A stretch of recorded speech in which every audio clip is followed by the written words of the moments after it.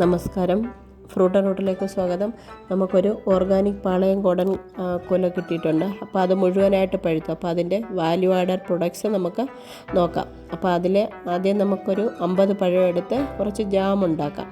അപ്പോൾ ജാം ഉണ്ടാക്കാനായിട്ട് ഞാൻ വേഗം സ്റ്റീമറിൽ ചെറുതായിട്ട് നുറുക്കി 50 പഴം വെച്ചിട്ടുണ്ട്. എന്നിട്ട് കുറച്ച് നേരം നന്നായിട്ട് സ്റ്റീം എടുത്ത ശേഷം അത് തണുപ്പിച്ചിട്ട് പൾപ്പാക്കി എടുക്കുക.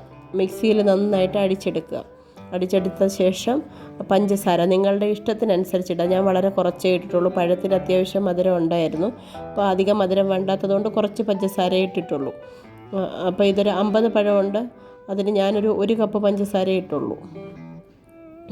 എന്നിട്ട് അതിലേക്ക് നമ്മൾ ഒരു 5 ചെറുനാരങ്ങയുടെ നീര് അതും കൂടി ഒഴിച്ച് നന്നായിട്ട് കൈവിടാതെ നന്നായിട്ട് ഇളക്കിക്കൊണ്ടേയിരിക്കണം.